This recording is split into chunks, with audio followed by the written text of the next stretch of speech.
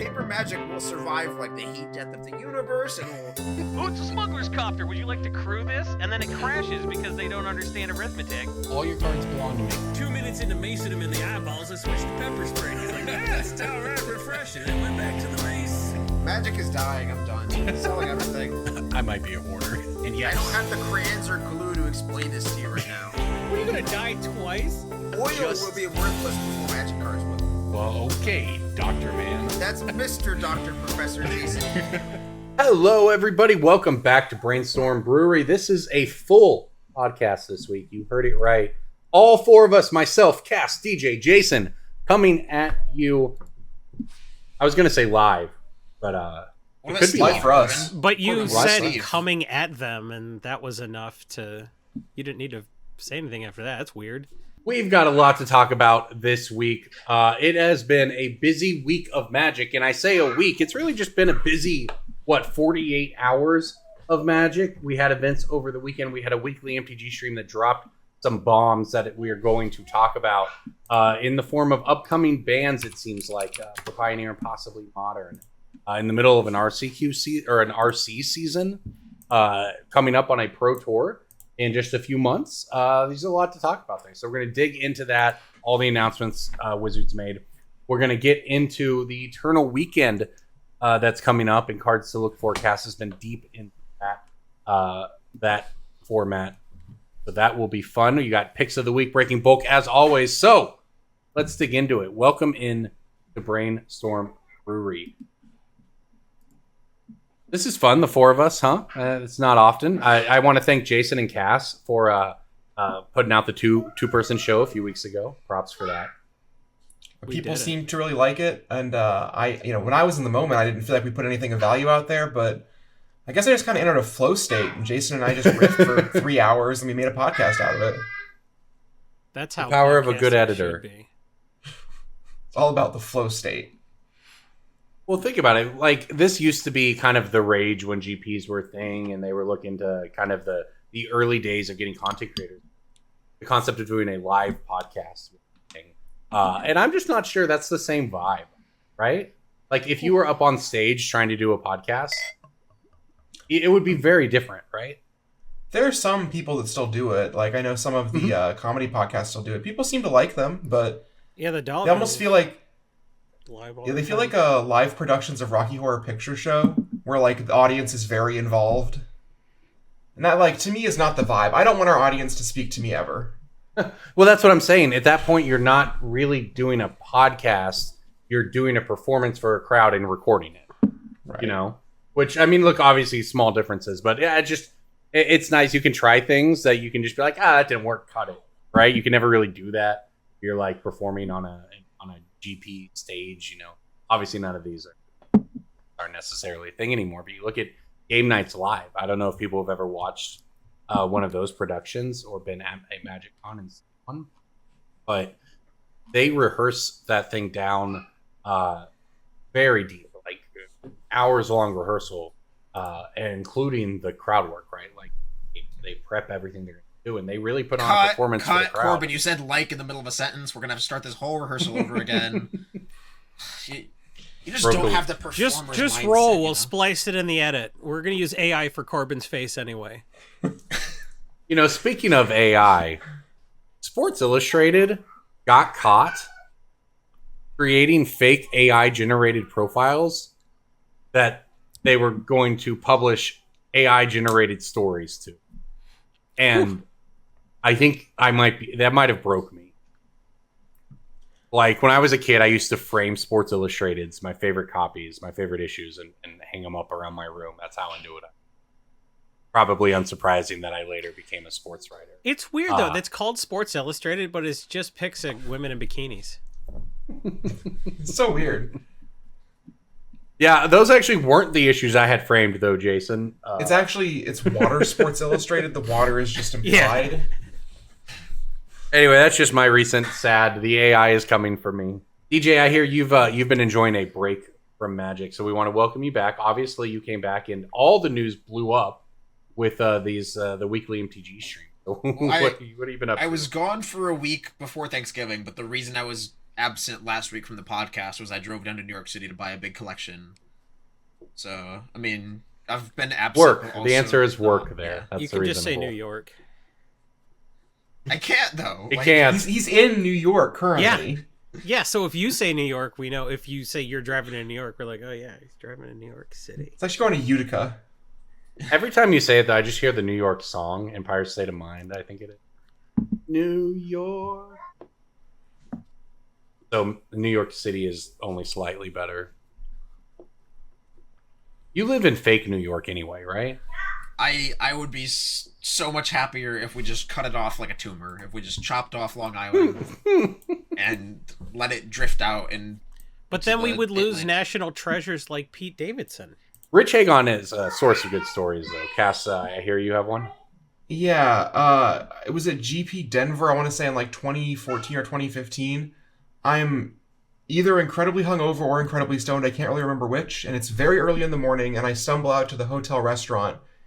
And I sit down, I'm like nursing a cup of coffee, barely awake. And Rich Hagon, sprightly as can be, because it's like noon for him, just comes like jaunting out, humming a little tune to himself, sits down, and just like proceeds to banter with the waitress and order himself food in a way that was just cloyingly British and way too cheery for 6 a.m. I envy the energy that man has. That's all. Well, and also, Rich has some similar food preferences to Riley Knight and I. But where Riley and I are just like keep it basic, we can go places, we'll just figure it out. Rich is a complete island when it comes to dinner at events. He has restrictions and preferences that are beyond what most people who want to go do fancy dinners and all of that stuff are into. However, Rich and I connect perfectly and have enjoyed many a good Outback Steakhouse type night in Las Vegas. You shouldn't be allowed to go to an Outback Steakhouse. Well, we did. In fact, we plan it. You We should plan walk our in there Vegas like, where are you trips. from? Only locals can eat here. Get the f out of here. We plan our Vegas trips around getting to the Outback there. Yeah, I take I love offense to to this, drink. Jason. Chili's for me is like an institution nationwide. Because if you go to Chili's, you're always going to get a C+ meal. Never better, never worse. It's always a C+. Airport Chili's are something I will live and die for. Yeah, but If they for have the Chili's, goods- you're eating a grilled cheese and having 4 beers like that. If they have the good chili salsa, Chili's is like A tier, It's still especially C+. for us for airports. Come on. Oh, Sure. okay, But, like, sure. I seek out Chili's at airports. It is Chili's a is you're the right. Budweiser of food. You know exactly what you're going to get as long as you hopefully get the good chili salsa and not like the runny, like we bought this in a giant tub at the supermarket salsa. Chili's did is like buy the it. Modelo of restaurants. When it's No, Modelo Chili's has time, its it's own fucking salsa, Modelo Jason. time, bud. Jason, Chili's has its own salsa, bro. Chi-Chi's I know had their ex- own salsa too, and they still do, despite all the restaurants closing because somebody died eating the salsa. I'll never I know understand exactly that. what none of you are going to get, and that's my breaking bulk. Breaking bulk time. Breaking bulk time.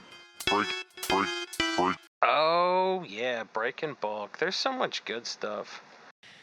It's a pick. Breaking bulk. The end. God damn it! Thank God Come for on, saving man. us. We gotta warm up a little. You can warm up with that spicy Chili's sauce or whatever while I name some attributes of this Barbecue card. sauce. He said some attributes of this card. All right, DJ. It is a green Mercadian Masks Nope. Uncommon I'm out. with no reprints. A green Mercadian Mask's uncommon. Spider Learn a silk set. armor. Corbin, learn a set. Just I learn. know It's the one that lots looks of like sets. a mask. It's the one that gives reach and Neither of you zero are plus correct. 1. Is it a Okay, Neither of you are creature? correct. Is it Squallmonger? No, It's a rare, isn't it? No, it's an Squallmonger. uncommon. Is it the mage where you have to discard a card to get its effect? No, it is not a spell shaper. Okay. Spell shaper, I I, couldn't figure list, that out. I listed Ooh, all the ooh. cards I know in Mercadian Masks. What color is Is it? it a Wumpus?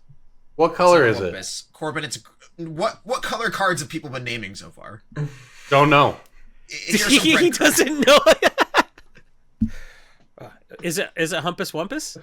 No, Oh, damn. I thought I got it. Is it the 4/3 with Force Walk or whatever? No, Jesus, is it a creature? it is a creature. Is it land? Oh, it's a creature. Okay, never There's mind. so many This cards is- in this set. It's such a Sky big Shroud set. Cutter's Nemesis, right? God, there's Yeah. like 15 green uncommon creatures in the set, probably. Jesus. Oh, it's a green uncommon creature. Who knew? Is it That the must have- all those creatures must have been Vine green. Dryad It was is. rare. It is 3 mana. What? 2 and a green? Mhm. 1 and 2 green? 2 Two and a and a green. green. Dungrove Elder. Is it? No, it's not. Heavy Elementals. Corbin, was go and whatever time out. that thing was. Corbin, He turn your Jason chair said. around. Jason it's said, "Is it?" returned. He said, "Is it?" The card I am referencing is Caustic Wasps. Oh, Caustic Wasp. That's a It's great a 3 card. mana, 3 mana, 1/1 flyer in green. I thought it was mono 4 green mana. Whenever Caustic Wasps deals combat damage to a player, you may destroy target artifact that player controls. It is a very weird, kind of Xanthid Swarm-esque. It's more like Uh, Trigon Predator, which is another Sure, set but- Corbin doesn't know. Yeah. Oh no, that's from Eternal Masters. He's right. Oh, He's out of line, but he's right. Caustic Wasps is roughly $1.50 market price. It is, Ooh. again, never been reprinted for whatever reason. I mean, they don't put green flyers in a lot of things nowadays, but Because Trigon Predators exists, and people don't even really want to play that anymore. Yeah, I actually just cut it from a deck. It's a fun card though. this goes in your tribal insect, like Grist Mills it, if you want to dig deep there. big grist An fan insect? here. All right, I just want to point out that this is one of those times I think where Jason would say it's better to have not shit the bed than to have tried and shit the bed. I had way more fun trolling that segment than you guys guessing it. My breaking bulk this week. I'm bad Is- at this, making me better than you. All right. Got him. Go ahead. My breaking bulk this week is a blue rare from Lost Caverns of Ixalan. I know it's weird for breaking bulk, but it's sort of breaking bulk of the week, which we all know I love. Oh, I is won't it the, say is it. We that talked bulk about it. I rare won't say merfolk? it. Or is this the one that we didn't talk about? Is it Which the one? bulk? I didn't hear what you said, Corbin, because Jason. I was gonna talking say, about is this the bulkers. one we talked about before the cast? Or... No, that was my backup one. Okay, so I don't know what this is either then. Okay. Correct. That doesn't help though. No, I don't know anything. Any guesses? No, I don't know what's in that set. I haven't looked at It it. 'cause has- it's stressful. It has power and toughness, F6. and it's an I artifact. Control Alt Delete. Okay, hold up. It's a Deleting rare System though. 32. I don't know what you want me to say here. I've Like, drafted a lot of this set. I personally believe it to be the best card in the set for standard.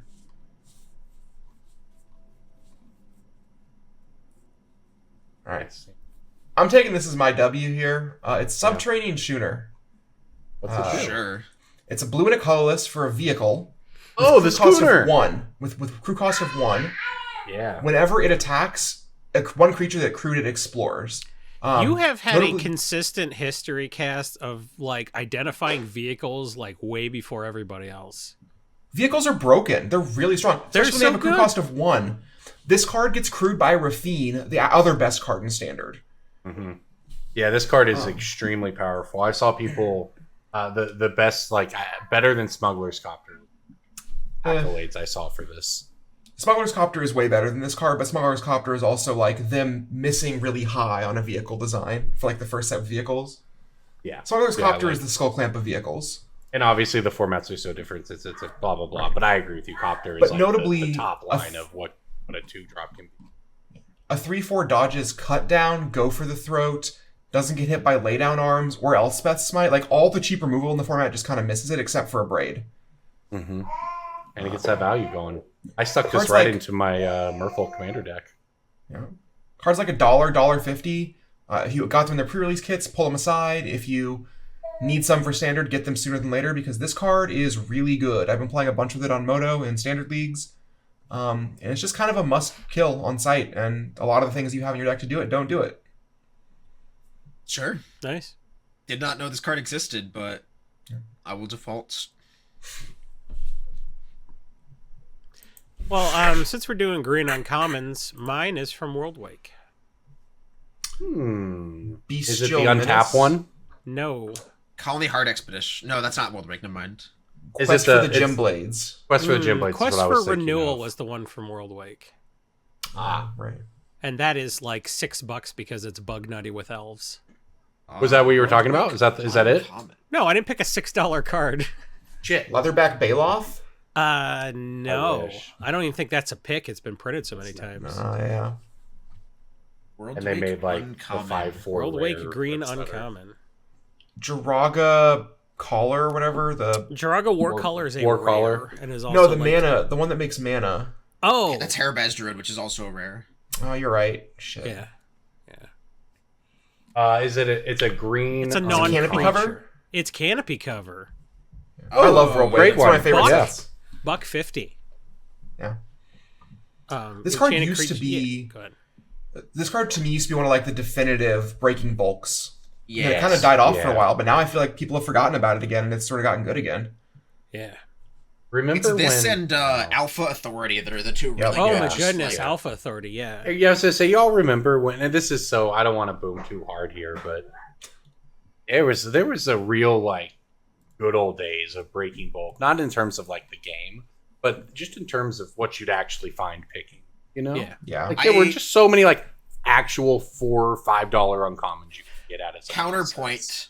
Counterpoint. Sure. I would argue we are in the golden era of breaking bulk because the quantity of cards printed overloads the average person's capacity for what they can know is bulk, and so you just get more valuable cards in bulk because it's just like, well, it's not a Beseech the Mirror, here you go. I think that is a reasonable point. Look, I would say it just changes. We're I in just the era feel, of you know, 17-cent mythics on the imprint days sets, of like- the days of this box is Lorwyn. I'm about to find $50 in this one row or whatever. Right. You know, like That was like picking bulk in the pre-blueprint era in like I want to say like 2014, yeah. maybe 2015. Buying bulk that was old was so fun because you're just like, what am I going to find today? Am I going to find some Alliances rares? I paid Yeah, one Ristic Study for the box, and I found Right. a Ristic Study. Now let's count my gravy. Yeah, it was so You'd good. find $25 devoted druids. Yeah. There obviously we're a very niche audience that enjoyed that specific thing, but it is something to be said. It was Very more sad. treasure hunting. Nowadays, it's far more. I like DJ says, like there's definitely more room for people with optimized setups to make more profit. Yeah. It's just churn. But if there's just less treasure hunting now. Yeah, and that was the fun part for exactly. me. It was buying collections. Yeah. Exactly. Like not even And looking nowadays- through their collection. Well, And now it's nowadays like it's like, oh, the extended art one is $1.80, and then we get to the Right. next rare in the set that is like the showcase version, which is $1.70, and it's a lot of just nickel and diming, which requires some yes. level of automation or like TCG Right. player collection trackering. Right. Yeah, exactly. And like for me, if I'm with Jason, it was the treasure hunting that was fun. I have some boxes of bulk that I bought a while back, and like I occasionally pick up one in the 5 rows and thumb through it, and I pull out enough stuff that like I'm sure whatever I paid for it was fine. Right? I'll eventually get through the stuff and sell the bulk, but it is not. There's just not the element of excitement because you're not going to find anything. You remember actually bothering to go on Craigslist? You remember those days? It was very funny, but like the kind of people that don't think things are funny are just gonna be like, I can't remember. I thought that was funner, and I don't need that. Man. Why did you talk like Lumpy Space Princess? I totally thought it was funny. Fun. You can't do that to me. You're too old for Lumpy Space Princess to be your point of reference for that voice specifically. Adventure Time is a fucking fantastic TV series. Yeah, and it came out like 20 freaking 19. I'm or married whatever. to Like, someone it's who has an very Adventure Time recent. tattoo on their wrist, okay? Like, this is the life I live. I like quirky they All thems. we're talking about. Oh, so it doesn't matter which. Oh my god, that voice you heard first. It's Lumpy Space Princess now because you like that show so much. No, I like quirky they thems, and that's what quirky they thems like, okay? Okay. Oh, I get it. So it's it's they them bait. Yeah. It's like having a Yeah. Steven Universe tattoo to be like, oh, I'm safe. Ugh. You like take a nail gun and just like right in the spinal cord. Who's Spinal Cord? What is this? A Saw movie? Just kill me, Jason. Oh, I'll put you in a saw trap. Okay. For some reason, you'll die if you don't stab both your ovaries or whatever. It's Saw. It's unfortunate for me. I haven't seen the latest Saw movie. Did you actually know that they're making there's the Dulles Expo Center is going to have a convention for the Saw movies coming up here soon. I mean, there's a lot of people that were in that franchise. Yeah. It's also They're going to have all the celebs there. It's a really good torture. stand. You know what's so funny about Saw? The first movie was very good. Yeah. Well, look, the rest of them are like good genre movies. Yeah, I mean, I personally am not excited for SawCon, but you know some people are excited for SawCon. Yeah, like Suck also on like these nuts. that's a like a good stand-in for just your general horror.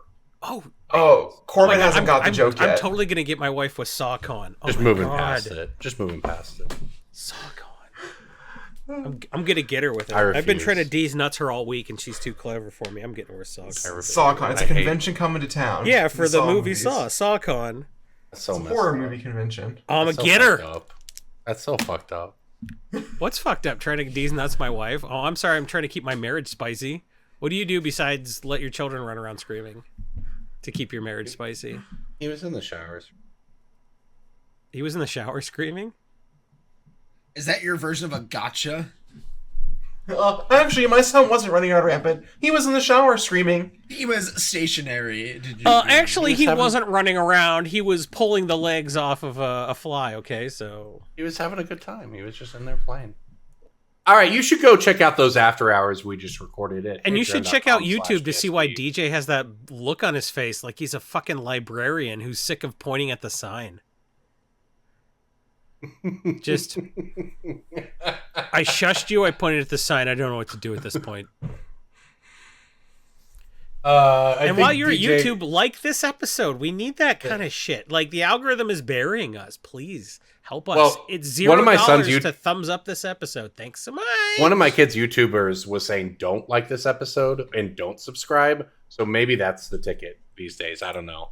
Anyway, my breaking bulk comes to you from a little set called Zendikar Rising, one of my favorites from the past few years, and one that I know, DJ. This was the party set. And this is probably not incredibly difficult, but it's a fun card with a foil that is a red uncommon. The one with the gore art. It's got like a spike going through a hand. Oh, yeah. Yeah. Spike Field Hazard. Thank you. Yeah, I was gonna not give you anything, but that is actually exactly what the art is. Yeah, it's a sweet card. It's the flip land, spell on one side, land on the other. The red uncommon. Yeah, it's at 75 cents. Yeah, I'm And the surprised this foils was are always $1.50. 75 cents. Yeah, it's one of the lower ones, right? Obviously, Malakir Rebirth, owing to Scam, mostly is the most expensive of the you're bunch. not going to get Malakir Rebirth or the green one Yeah, in Balligan bulk of Recovery this set, as but well. you will get a lot of Spike Field Hazards, yeah, or whatever it's called. I know art. I don't read cards. I realize I think I might be a visual learner, and I've never known the name of anything, so that's why I struggle in this podcast. All right, let's talk about Magic. Let's talk about Legacy. Let's talk about Eternal Weekend Asia. Gotta talk about the bands. What bands? Good question. What bands? We had an hour-long stream today where Blake Rasmussen and the two heads of play design, Dan Musser and Abro, sat and talked about the band philosophy for the Magic formats and like sort of the health of the formats. And Dan Musser, very covertly, by that I mean he can't really bluff when he's live recording, basically told us that there's going to be two bans, an unban and Pioneer, and some amount of change to Modern on Monday. And that Legacy and Vintage are good to go, basically.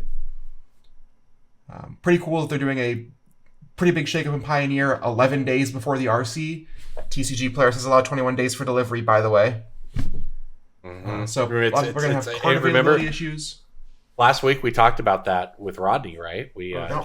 Rodney and I talked a lot about how this industry is not designed to get you cards in a week. Lo and behold, a situation might arise where you need cards in a week. And like the one solution for that was the whole reason to play in Star City tournaments, honestly. Right. That is true. Well, we literally would select Star City tournaments just because we could pick up at the event. Yep. And that, And sometimes that was also- the only way to get the cards that weekend. That was I hate to use this word, but that was good synergy as a company because they also set they moved their calendar so that they were running standard events at the earliest possible weekend. Oh, so I thought you were going to lives... say it was good synergy because Pete Hofling's dad owns a hotel chain. Is that true? Yes. Pretty sure, yeah. I didn't know that. Okay, sure. Bunch of hotels in Roanoke. No, but like he's actually the hoe in hotel. Hofling? It's actually true. They call it a hotel because it's a Hofling tell. Yeah. You didn't know that? No. Not before today. Idiot. No. Before today. My shot call is they're going to one ban... of today's 10,000. Well, what Star City would do is they would use the tournaments to sell the cards, and the cards would also, in the formats, would then promote the tournaments. They got a bunch of eyes on them because if you went there, you could both break the format. A lot of people would be watching. You'd be able to set the meta, and you can just pick your cards up here on site. It was, the heyday, right? It was one of my favorite quotes about coverage comes from, it's going to be a little bit off. It's not an exact quote, but it's from Cedric Phillips, where he said, like, you don't sell people a basketball. You sell people the idea of LeBron James, and then he sells you a basketball. And the SCG Tour did a really good job of, like, building stars, which then, because, like, you're never going to use your live stream to sell somebody on Saheeli Rai for $50, but you get your pro player, you get Brian Braun-Duin to be like, Saheeli Rai is the best card in Standard, then you'll buy him $50. And then those fed into the tournaments. It was good brand synergy, and it was using coverage as an actual tool to make money. Exactly. It was really, Which honestly, also, when it worked, it was great. Yeah, and at that time, it mattered a lot, too, because Wizards was setting the Pro Tours, like, 3 weeks after the set release or something. And for a while, the Pro Tour would set the meta. And for the first couple of weeks, you didn't really have anything to go on. But the teams would hide their best decks for the Pro Tour, and that was that. Until Star City stepped in and filled the void.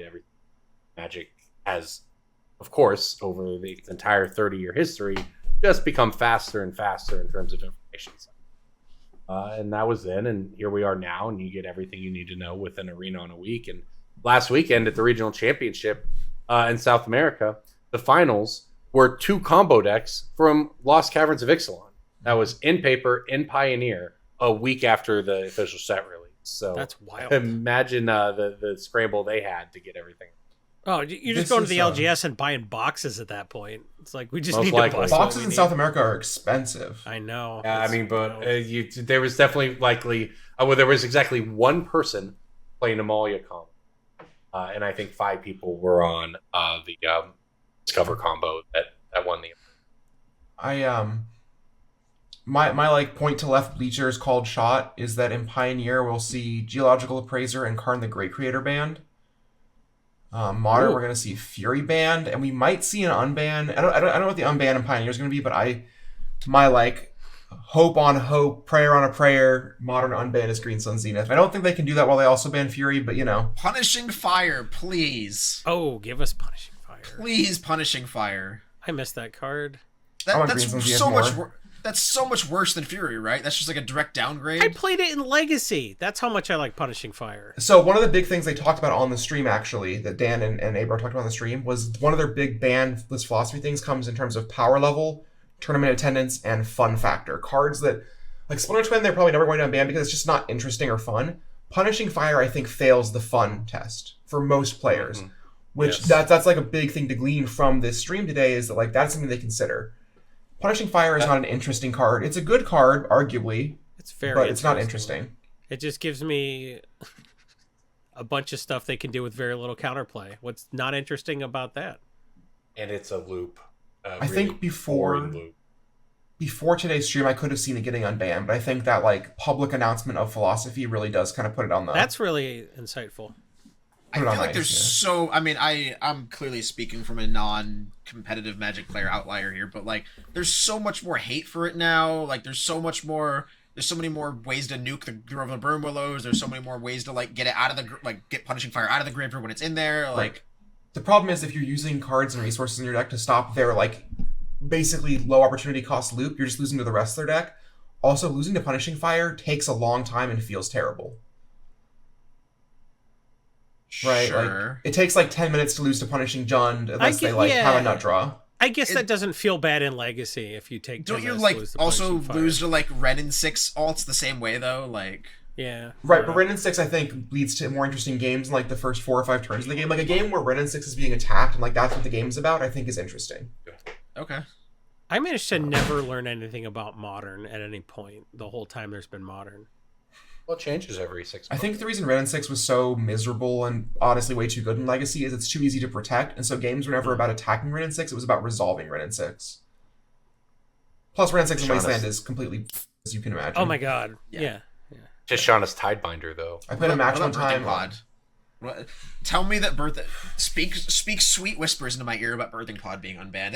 It costs life. It's activated at sorcery speed. It's fueled so by bad. X1s. It's bad now. I think we can all agree that Birthing Birthing Pod's Pod bad is now. completely insane. Are you kidding me? I'll sack my Jarls Messenger and get my Yawgmoth Brand Physician. You're dead.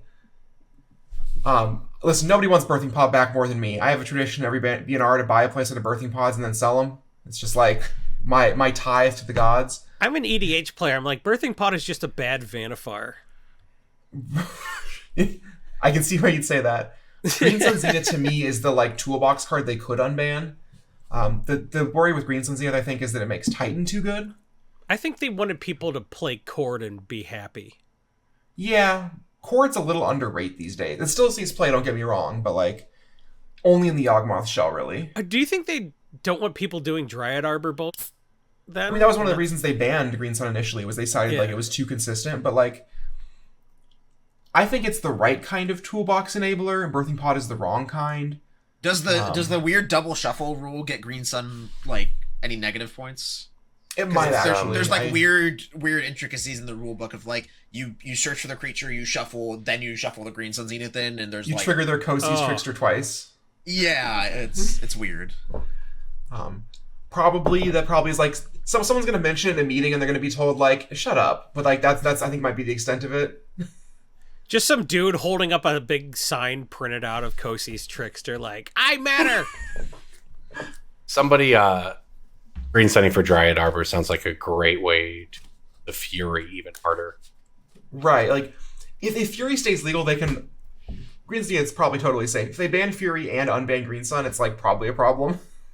If you'd have told me in like 2020 that they were gonna print pyrokinesis on a creature and it would like ruin formats, I'd have been like, yeah, that's probably fine though, because Pyrokinesis has always been underrated. $1 and Force of Will's 100, so like it's probably fine. Ooh, what's next? Contagion. Arguably is fine. Here's a hot take. Bounty of the Hunt would break Modern. Go ahead, Cass. Contagion is seeing play in Legacy right now in niche applications because it triggers up the Beanstalk. That's amazing. Here. I love that whole cycle. Yeah. What a set. That was the first set where I had money, so I would shoplift packs of alliances. Thought Lash actually just won a Legacy challenge this weekend. I have Thought that Lash in plus India's. Paradigm Shift plus Thassa's Oracle. Yep. Just deck yourself instantly. It's amazing. Okay, so what should people be doing to prep for the ban list this time? I'll say, like other than just like have your store online and be ready to sell. Like, I think you should always have, when they get real cheap, you should just buy every banned card, because like they're just gonna go up on spec. Every time there's box an of Punishing Fire agrees with you, but spiritually. Plus, you got all my Punishing Fires too. I have a giant stack of. So DJ doubled his stack of Punishing Fires. Those probably went in the true bulk bin, unfortunately. I've got a bunch. Well, here's the problem with having fun like piles of Punishing Fires is that every time you get a new Punishing Fire, even though it's bulk, you feel the need to pull it out and put it in stock. Because what's the point of having 100 Punishing Fires if you're turning down the opportunity to have 100?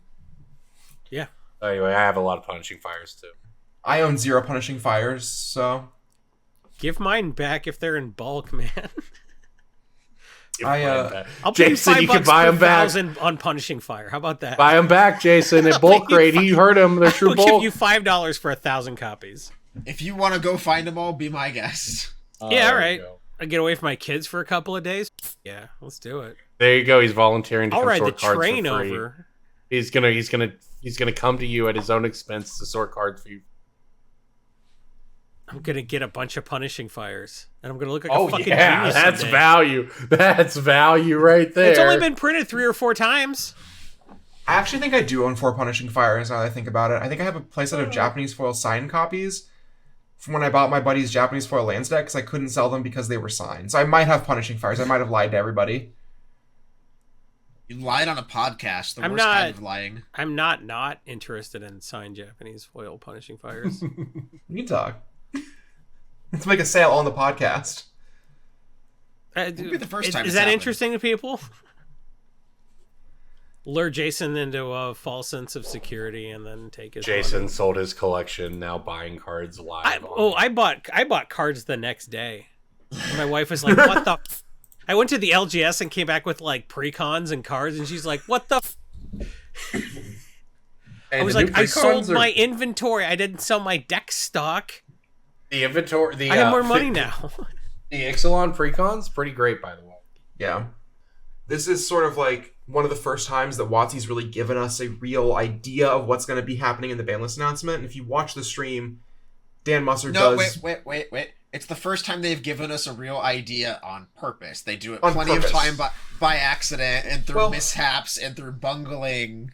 This one might actually be an accident, though, because the reason we know what it might be is because of the things Dan Musser said specifically. He said, losing on turn 3 isn't very fun. Your opponent always having access to their sideboard cards, even in game 1, isn't very fun.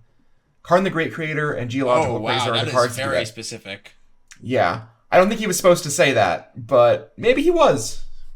Dan I Musser's think on that- Twitter. If people weren't aware, he doesn't have a lot of followers, but I saw him engaging about the stream today on Twitter. The card that I'm actually most worried about is Nykthos. The card obviously has a huge casual demand, but if that card, or if any of the cards in Devotion get banned in Pioneer, a lot of copies of Nykthos enter the market. And I'm kind of the opinion that if you have a bunch of Nykthoses, the opportunity cost to sell them is pretty low unless you need them for something. Yeah. Um, It seems far real as the- reprintable too. It seems like one of those cards I'll do like, oh, it's a Tomb Raider or some shit like that. it definitely is a secret layer, like, bait card for sure. Yeah. But, like, I think all of the cards for the Geological Appraiser deck are also good in Standard. Like Quintorius, Trumpeting Carnosaur. So, like, I'm not really afraid of those. The card that actually I think is a problem is to own is Glasspool Mimic. Card spiked to, like, $10 because of the Geological Appraiser deck. Yeah. And that card is not $10 good. And if it does not yeah, it's continue like to see play, it's like the 17th best clone in Right. EDH also. Which I also think that Well, card's price was already inflated Or because the people were best frantic out buying of all them. of them. yeah. Or the best out of all of them, Jason. It's a land. What? Oh, because it's yeah, it's a DFC. I see. Like Very clever. that card is that card is played in competitive formats for the same reasons. It's depending on how you look at it, it's either really mediocre or extremely good. Yeah, I mean, I love clones, but like I'm saying you have absurd busted clones for the stuff you're doing in EDH, where Glasspool Mimic is just Right. like clone with a little bit of upside versus yeah. But in the Pioneer deck, it's a land to make sure you hit your 4 mana for your combo, and then also Right. a part of the combo. Yeah, it's It's bugged a on neat me. bit of deck design. I'll say that. Yeah. Is exploiting wizards trying to do Cascade again neat? So I think the way they built the decks is Yeah, actually really cool. like, They're yes. playing Magma It is. Opus and Torrential Gear Hulk. I understand they're playing a lot of cards that technically cost 8 mana, but like, But like the cool thing is they play Magma Opus as a ram spell, and the evolution was adding Torrential Gear Hulk. So that in games where your opponent just like says draw go to try and hold up counter spells, you get to punish them. Like I think that's cool. A little bit of information here. The winner, the South American RC, when asked what best cards were weekend, that Torrential Gear.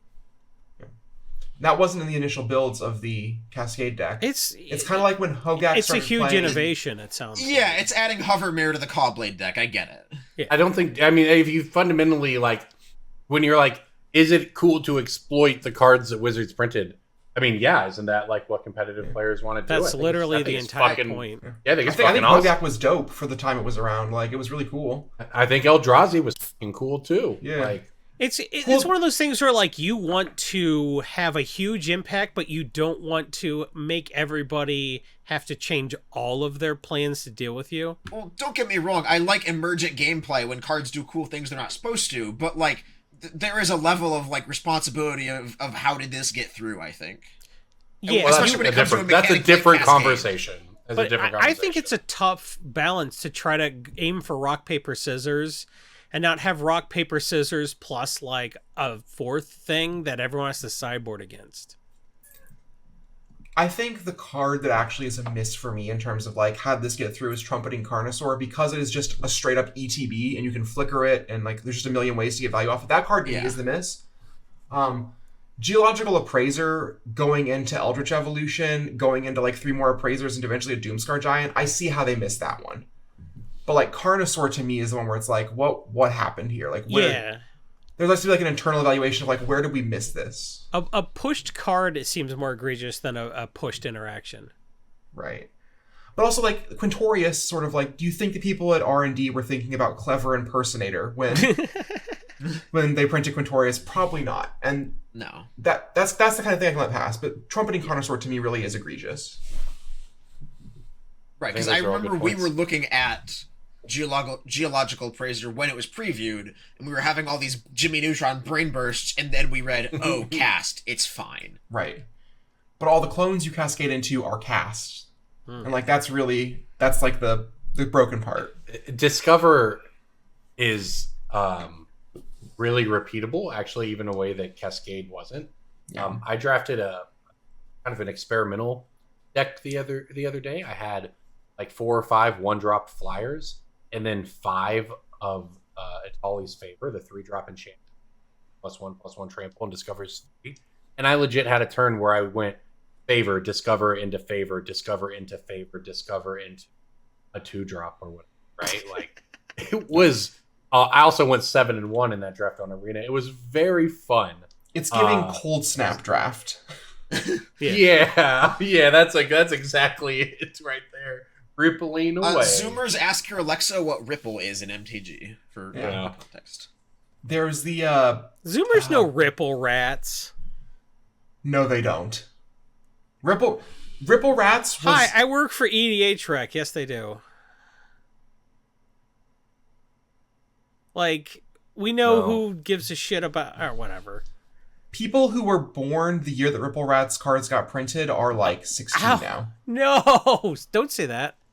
Yeah, I was going to say, unless we got age demographics on who's submitting deck lists here, I'm going to take the side of Zoomers don't know about Cold Snap combos. What was the creature that had Ripple for, the white one?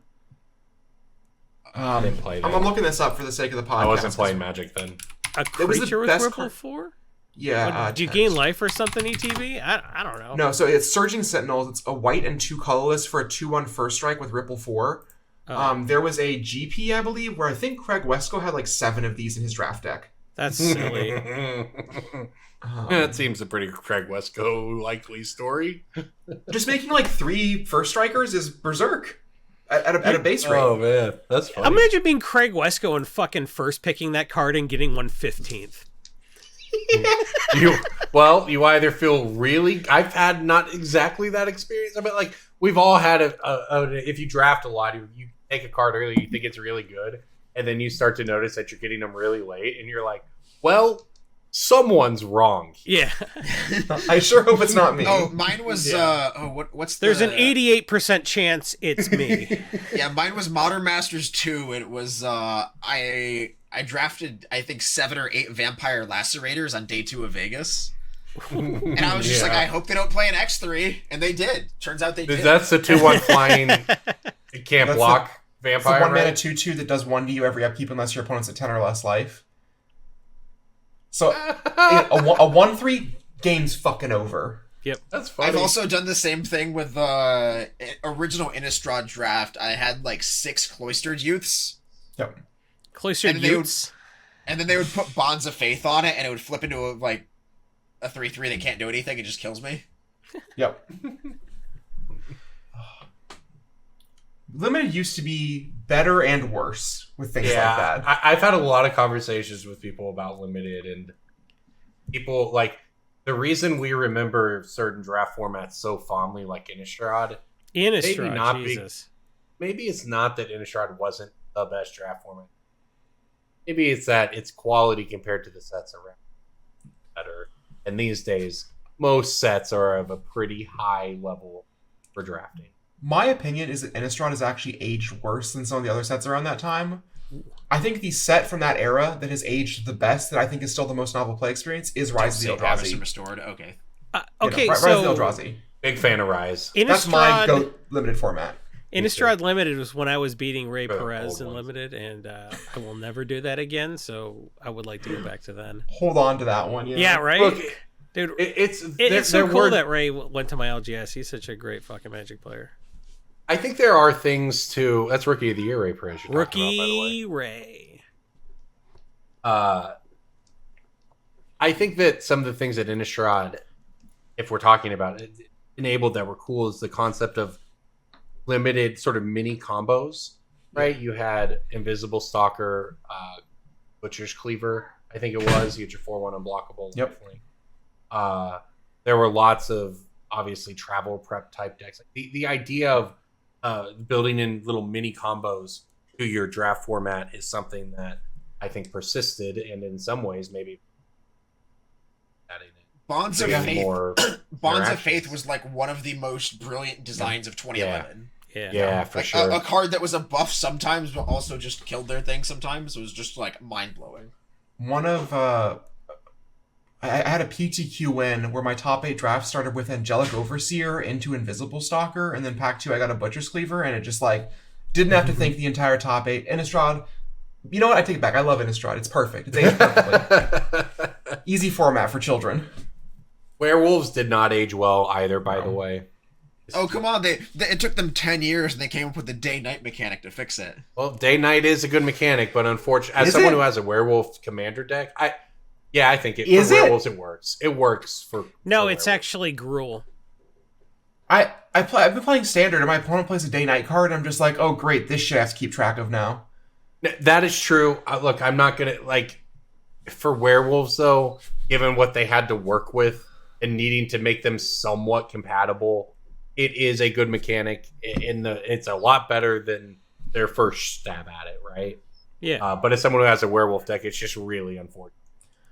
The thing, And it's almost worse because they put cards in original. They could have that would improved the transform your mechanic while humans. still making the cards that were printed to enable the mechanic the first time around actually worked with it. Like, Right, Day that's the Night problem. is There's- cool, but yeah. like Moon Mist triggering. That's Day Night exactly would what be I was cooler. saying. Yeah. Yeah, there's cards that transform your humans into werewolves and into speed, and you're like, oh, that's great or whatever. But they don't actually work with day-night mechanic, which may be a knock against. Well, Yeah, but in Commander, you basically have to choose. And by going like, so you end up playing like 3 of the old ones. well, the biggest issue with day night is that like if I play a Graveyard Trespasser and Pioneer and then it dies, we are tracking day and night for the rest of the game, regardless of if there's one in play. Yeah, I agree. I agree with that. That to me is one of the worst things that Magic has done. Like I would rather have Hogak and Oko back than have to deal with that shit for 1 second. You are 100% right that is not a great. It's mental stress, which is why I will ask my opponents what the storm count is sometimes. God. Just on their turn, they're doing shit. It's like, what's the storm count at? And they're like, uh-oh. You know, And one of that's my just favorite shit they gotta secrets worry to about. one of my favorite Jason. ways to win more games of Magic is to play games of Magic better than your opponent. I think it's a really nice like trick to win games. That's yeah, but like that, the problem with that trick is you don't get it from a YouTube video. You gotta like practice. Yeah. It's like the Reed Duke thing where he said like I think the tournament format where we played lots of rounds of Magic really advantaged me. Yes. That was amazing because, especially from Reed, Yeah. know? It was so nice to see him just be like, hey, actually, I am better than all. Yeah, and if we play enough rounds, statistically, I'm gonna come out on top. Love it. Yeah. It's cool when like the humble guy throws a little pot shot. It's very I've been watching a lot of like old wrestling and thinking about like the theater of wrestling. And Magic is lacking everything that makes wrestling great. We need Matt- an Andy Kaufman to kickstart the Magic Heels era. Every time we have a We conversation ban all our about Magic, heels. That's the problem. yeah, every time we have a conversation about Magic Heels, what it really means is they get dogpiled on Twitter until they just okay. Yeah, it's Like, not Alex it doesn't Bertoncini work. showing up with a cape, although that It's would like be cool. Ben Stark, maybe, right? We just need narratives. We need better narratives than, is this card going to win this weekend, or is this player going to clinch Player of the Year? And that's not a knock against coverage. It's a knock against Magic as a game. It's just like, it's hard to make narratives like you get in wrestling. Like, you can't. Obviously, wrestling is a lot more scripted than Magic.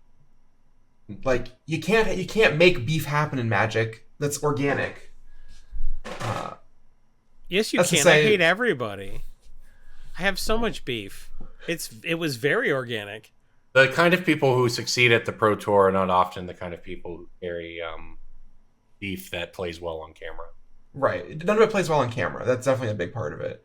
We need to bring Mike Long back. Can we do a hybrid Pro Tour / wrestling event where it's like Pro Talk to Tour Cedric. Mania? It's like chess boxing, but instead of that, it's Magic wrestling. Oh, actually, I bet Cedric would love that. That is actually He loves like wrestling. magic boxing. Do you think we could Magic boxing. what's Reed Duke's walk-on song? Okay, I refuse to magic box against Reed Probably Duke, something and by it's because of Cake the- or something. and it's because of the pretentious like boxing.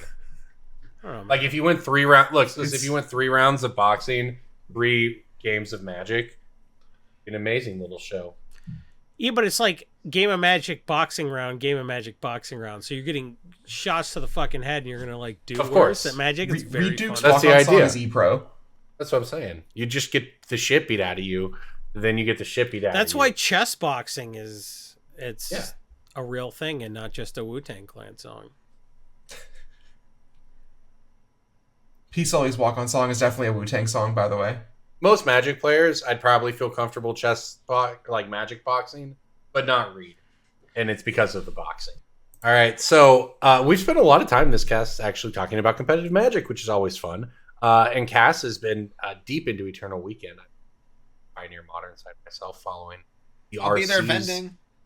DJ is going to be there venting. So yeah, what for people who may not know, what is Eternal Weekend and what should people expect? Eternal Weekend is, well, from a vendor perspective, Eternal Weekend is a big room full of a bunch of 50-year-old guys, and then you do 7 transactions the entire weekend, and each of them is $8,000, and so the end, the weekend ends up being very profitable, but very boring. From a player perspective, it is one of the only sort of hotbeds of paper, physical, legacy, and vintage being played throughout the entire weekend. It is the one where said 50-year-old guys take the weekend off and fly out there with their $30,000 decks that everyone likes to meme about, and this is the event where they are actually played. It is the event where everyone on Twitter loses their minds for like 5 seconds when they see a Black Lotus that says 2023 Vintage Championship, and they're like, reserved list! But then people will have to explain, no, it's oversized, it's a prize, it's not a real card, and that happens every weekend too. There's top 8 cards that are very cool, like last year it was Ponder and Gush? Gosh, yeah. So the cool thing is that they're actual cards from And, Wizards. yes, and those reskins are actual physical Magic cards. I had a great picture of the Ponder being in the Garth deck because it comes factory sealed. So It was a Secret Lair Showdown before Secret Lair Showdown. One of my locals is the reigning Eternal Weekend champion by the name of Jay Wojciechowski. Great guy. We'll just be playing like Thursday Night Legacy, and he'll just go, turn 1, fetch Volcanic Island, cast that Ponder, and it's just, there's always something special about it where it's like, oh, cool. Nice $4,000 Ponder. Where'd you get it? Winning Eternal Weekend? There is a player who has all 4 of those Secret Lair Showdown Brainstorm. Is it a player? I don't think that guy's played Magic in a long time. But when he does, more brainstorms. What's the ask on those? You just get to be like, give me $1 million, find another playset, jackass. Like, what do you do with that? We are kind of reaching that point, though, where there's going to be 4 of those Brainstorms, 4 of those Ragavans, Ponders. We get Dragon's Rage Channeler for Legacy this year. Maybe get a little stew going. There's certainly cool stuff. That's a brew, baby. And There's the a thing Murktide is, they'll coming just for the Secret Lair Showdown next year. they'll just reprint. They'll just like power creep. Like Modern Horizons 3's coming. They'll just power creep the cards out, and then you have a whole new set of cool promos. Remember when full art lightning bolts were like close to $100? Yep. And now they're like 10, 15? I remember They're when still they were very cool. 10. I remember they were 100. And I remember when they were 10 again. Yeah. It all comes full circle. I remember when I got an envelope in the mail with a bunch of them for playing lots of Friday Night Magic and pickup drafts instead of studying for law school. Got cryptic commands that way. Yep. One of the coolest things about Eternal Weekend to me, though, is that it is a very international event. There's one in Europe that happened 2 weeks ago, one in, I believe it was in Japan, but it's for the Asia region. That happened this most recent weekend. And then next weekend we're going to Pittsburgh for the North America one. And it's cool I that, love you know, that. What sums up the Pacific? Oh, definitely, like, probably Tokyo. It's like, what about America? Pittsburgh! hey, it's a good American steelworker town. Hey, What if are you you're going to do going about down it? to the Wawa, get me a pack of American spirits, would yous? I like Pittsburgh. Pittsburgh's a great city. It's an underrated food Yin's city, going down too. the John Eggle, get me some whiz. I gotta put whiz on everything I eat. Go Stellars! Sorry, I got Yinzer family, and their accent's atrocious. As far as actual Magic goes, Cass, at these events, this is where people play Legacy, where they play Vintage with their real cards. Yep. What is the actual state of these formats? I think Legacy is the best it has ever been, full stop. It's I think certainly the last better time than, last year Eternal Weekend had like this stain on it from entering the dungeon or Right. taking the initiative or whatever. So like, Hated it. last And year there is was an like, initiative deck. still, okay. But it's it's red not white now. It's not the broken thing it was. Are Right. people still doing that Allurin bullshit with the Nope. black card? Alurin's mostly unplayable now, I think. Here it is. The Lord of the Rings cards have made a pretty big impact, but I think for the most part it's all positive. There's a player named Mark Tobias. I don't know if that's the right pronunciation for the last name. He got Tobias, 10th place. He got 10th place at both Eternal Weekends and Legacy so far, playing the same Dark Ritual, the One Ring Doomsday deck, and it's really cool. Like, the One Ring enabling Doomsday is super interesting. That's hilarious. That's and- he's got an extensive amount of GP yeah. experience. Getting 10th twice is like, cool, I had the same record as the guy in 8th place, but yeah, okay. That's brutal. I think Ogre's Bowmaster provides a really cool thing for the format where it doesn't stop you from brainstorming, but it punishes you for it, which honestly good. Andrea Mangucci tweeted that he thinks that Wasteland Days decks are the worst they've ever been in the format, which is finally Good. Delvers A breath of Unseated. fresh air. Right. Yeah. Good. Fourth Erlingus is seeing a bunch of play. There was the Eternal Weekend Asia had like a mono red prison deck. Oops All Spells was the top seed going into top 8. That's wild. 2 5-color control decks where the only red card was Fourth Erlingus. And like it plays like Leyline Binding up the Beanstalk. I was testing a deck list that I couldn't practice on Moto because it played Triumph of St. Catherine, and none of the Warhammer cards are ever going to be on Moto, maybe. So that was cool. Triumph of St. Catherine notably triggers up the That Beanstalk. is such a good card, though. Yeah.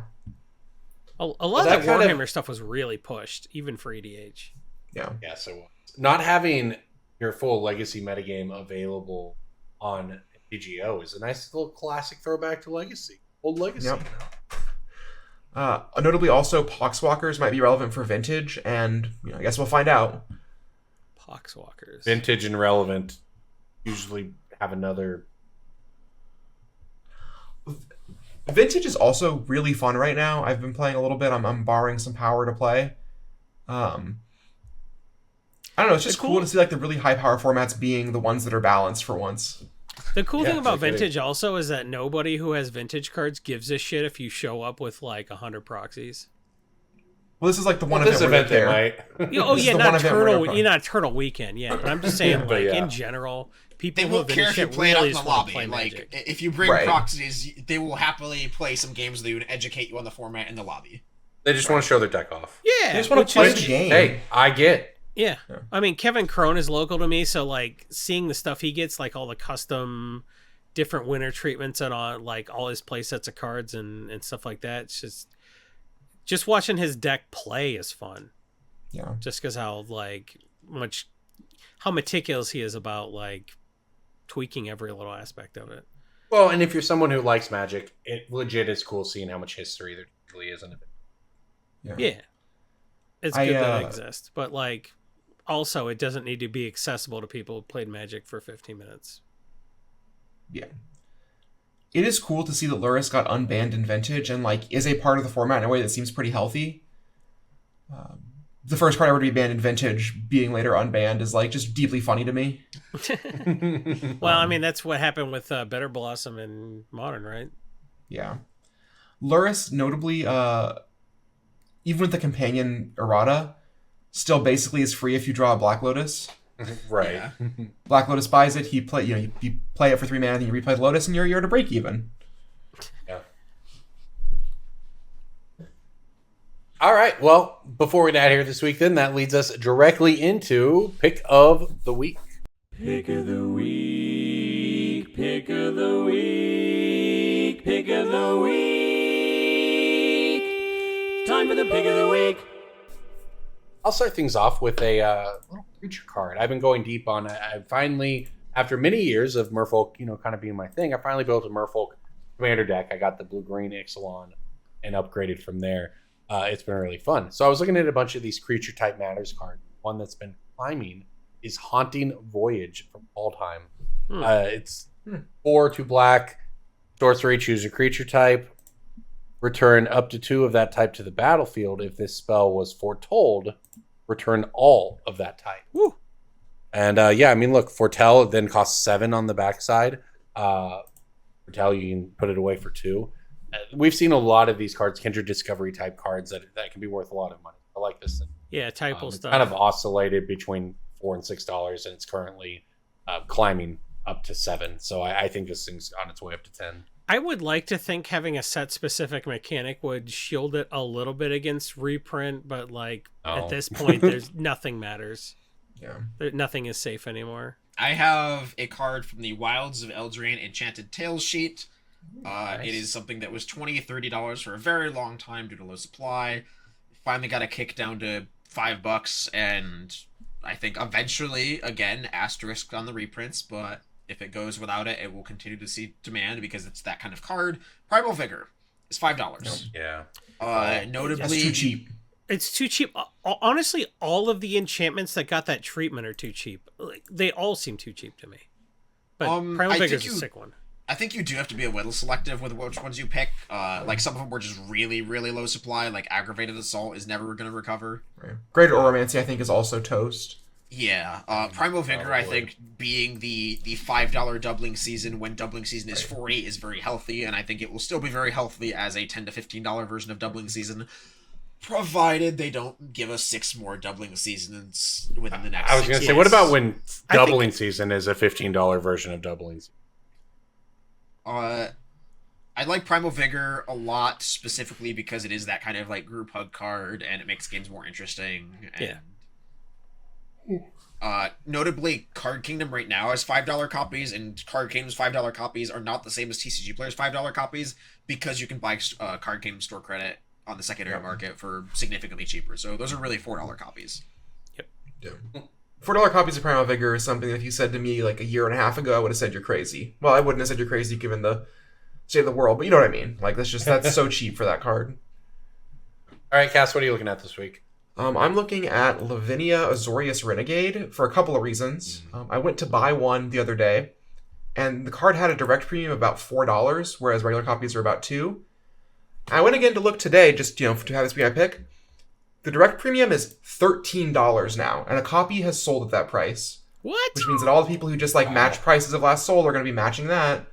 Now I think $13 is probably too high on it, but this card is starting to see more play in sideboards as a way to beat Scam, although that might get banned. And this card is a prime candidate for a reprint in Ravnica Remastered, but this is the kind of thing where you can buy them and flip them quick, or if you need them, probably get them sooner than later because there is some real data pushing this card to be more expensive, even if it's not necessarily founded by anything other than the cheapest one on went up. Direct is $13.50 right now. That's crazy. Yep. Had like $4 foils sold today. Yep. People who just click the buy button on websites are, going to pay a little bit extra on this one. A little bit, yeah. Would you like a $4 foil or a $13 non-foil? Yeah, whatever. Dealer's choice. You decide. The kickback also probably did a lot of work to just kind of like shred the lower ends of direct inventory. Yeah. I for one, just like clicked the direct tab and bought a bunch of standard cards. So. All right, there you go. All right, Jason, finish it off. What are you looking at this week?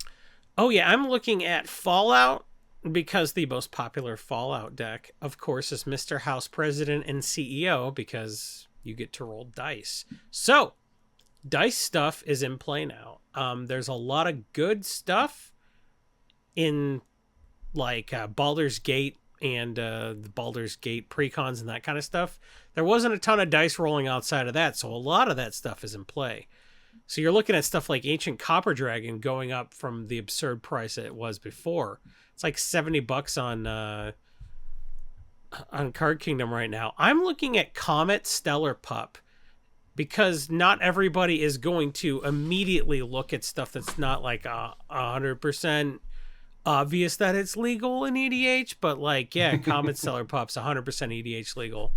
So I think when people were just like, oh, I'm paying $15 for foil copies of a barbarian class and shit like that, I really feel like Comet got left on the table. It's still a $5 card. I like Comet Stellar Pup at $5 because you get to roll dice in the Mr. House deck, and Mr. House is by far number one with a bullet in terms of popularity on the stuff that from Fallout that's been previewed now.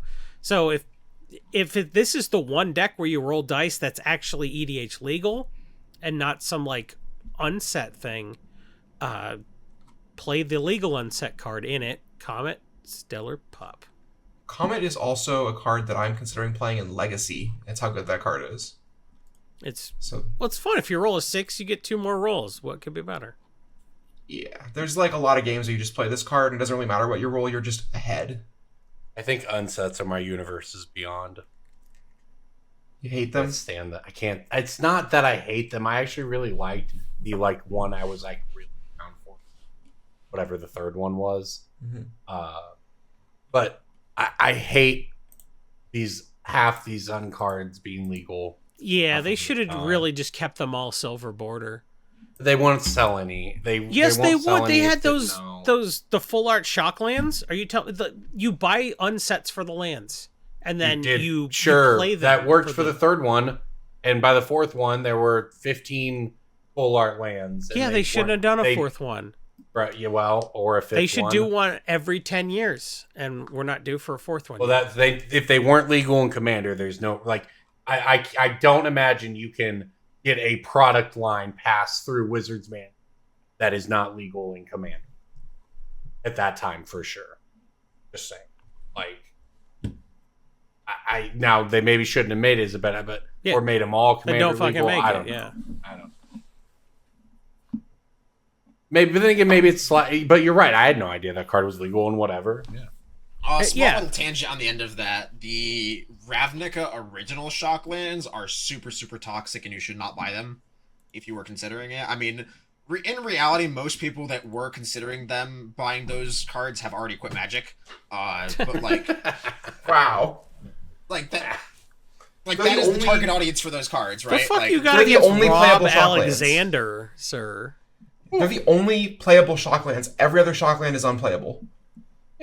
You tell me you're gonna put a Return to Ravnica Hallowed Fountain into play? You fucking animal! No, listen to me. I'm gonna put an unwhatever Hallowed Fountain into play. Well, those are cool, but listen, do you know what Shocklands are? Shocklands are the like SNL cast. Like what era of SNL was best of Magic players? Wow. So whatever Shockland was legal when you got blown the most is your favorite? That's I really kind of like the Return to Ravnica ones. I was gonna go with when you got into Magic, but I was in sixth grade. I know when that those came I know out. that's your theory. So that's when you got blown the most, 6th grade? as I said, I would suggest it was when people got into Magic because I see people play some of the newest ones. Like I'm not even talking like Guilds of Ravnica, and you were like, yeah, we're getting old and border. then we're getting old border original art shocks next year, and so there is a group of people who own original breeding pool, $300-$400 breeding pool, and that person who has their $4,000 set of original Shocklands can like refurbish their deck and also get $30 old border foil hallowed fountains and then still play Legacy or Modern or what have you. And like you do not want to be caught owning Dissension foil breeding pools on that kind of sinking ship. Know when to But hold DJ, them and when to fold them. If you The reprint problem- expensive cards, the originals will still be expensive. There's no danger in reprinting the original. The problem with these reprints of the Shocklands, even if they have original art, is they don't have shuffle creases in them, which really detracts from the experience for me. I had to retire one of my hallowed fountains recently because it was no longer tournament legal. It was just like not structurally sound enough, and it made me really sad. It had a good Yeah, run. I bet Hallowed Fountain is the most shuffled Shock. That No, and it's- Steam Vents, Overgrown Tomb, and Hallowed Fountain are my guesses. Probably. It's Steam overgrown Vents. tomb for sure. Junk players Yeah. are not humans. Oh, Jump that's a players good love to point. just like take their little decky and go. Jump players like to be at 15 on turn 1. It makes them feel good. Thoughtseize! Speaking of unplayable Magic cards, Hey now, Thoughtseize is still the best card in Pioneer, arguably. And modern. Yeah, it's also true. It's in the modern deck that's a problem too. And if Thoughtseize isn't the best card in Pioneer, it can make them discard the best part. I'm just saying, Making Pioneer it could the use best. some. Pioneer could use some pitch elementals right about now to clean up some of these decks. that's what Modern Horizons 3 is for, baby. Pioneer Horizons. Wizards heard you loud and clear, Corbin. You're getting pitch elementals. You're getting Cloud Thresher. Getting Mull Drifter. We- You're we getting talk a lot all about- the pitch elementals you need. We talk a lot about pitch elementals. When are we going to get catch elementals? I need representation in Magic. Jeez. And on that note, everybody, thank you so much for listening. Bottomless pit. We want to give a shout out to our sponsors, MTG Stocks and Coalesce Apparel and Design. Thank you, everybody, so much for listening. We appreciate everyone who makes this cast possible by supporting us at patreon.com/BSB. We truly could not do it without you. So thank you, everyone. We'll see you next week. There's a lot of after hours in there for you, JJ. Is there an episode? Oh shit, was I supposed to record?